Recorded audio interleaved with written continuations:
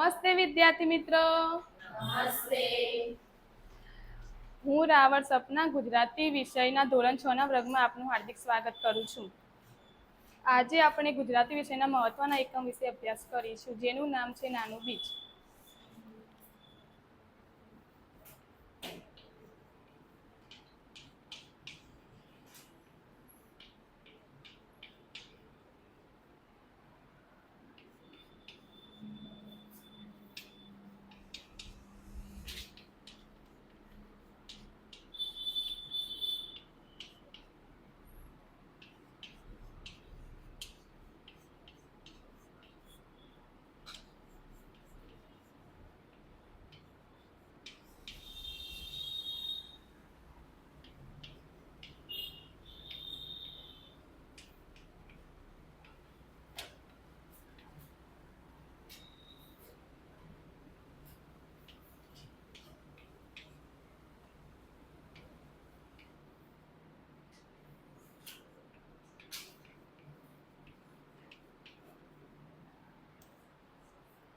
તો વિદ્યાર્થી મિત્રો, આજે આપણે ગુજરાતી વિષયમાં જે એકમનો અભ્યાસ કરવાના છે તેનું કથન હું કરીશ, તમે સાંભળો.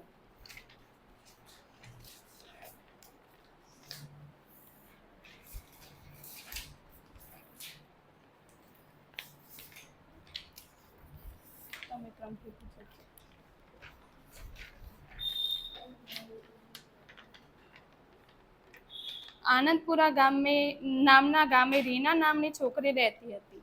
તેને છોડ અને ફૂલો ગમતા હતા. એક દિવસ તેને રસ્તા પાસે એક નાનું બીજ મળ્યું. રીનાએ બીજને ઘરે લાવી કુંડામાં વાવ્યું.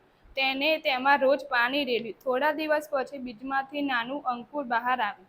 રીના ખૂબ જ ખુશ થઈ. તે દરરોજ છોડને પાણી આપતી મોટો થયો અને તેના પર સુંદર ફૂલ ખીલ્યું. રીનાએ તે ફૂલ જોઈ આનંદ અનુભવ્યો.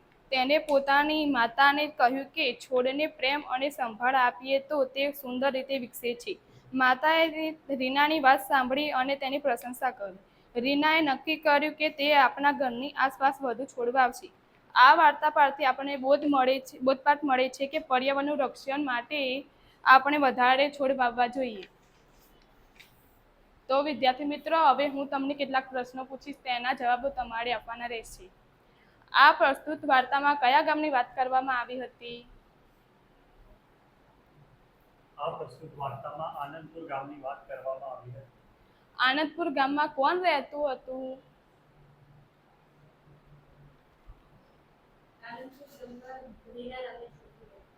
રીનાને શું ગમતું હતું?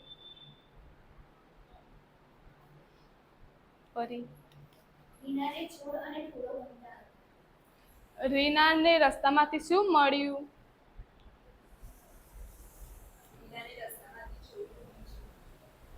રીનાને બીજ ક્યાંથી મળ્યું? આપ બતાइए. રીનાને બીજ થોડા એને ઘરે લાવી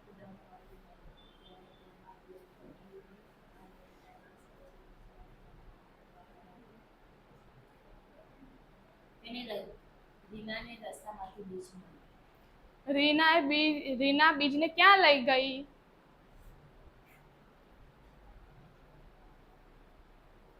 રીના બીજને ઘરે લઈ ગઈ.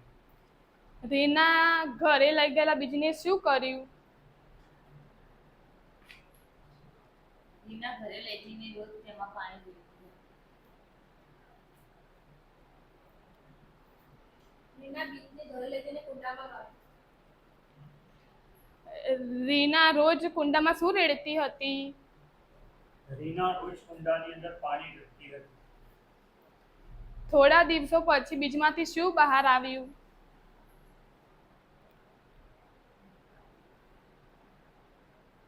આપ બતાइए.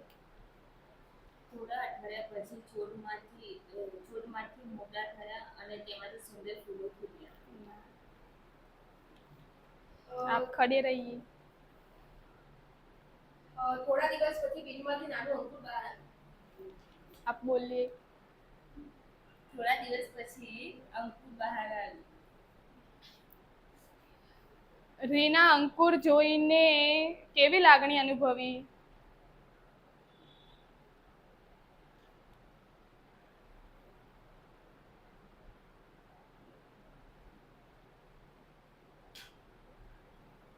રીનાએ ફૂલને જોઈને આનંદ અનુભવ્યો.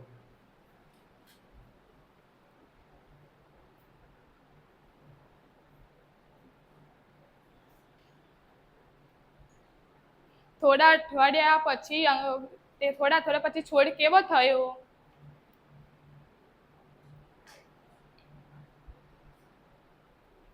થોડા અઠવાડિયા પછી છોડ મોટો થયો. રીનાએ પોતાની વાત કોને કરી? રીનાએ પોતાની વાત માતાને કરી. રીનાએ અંતે શું નક્કી કર્યું?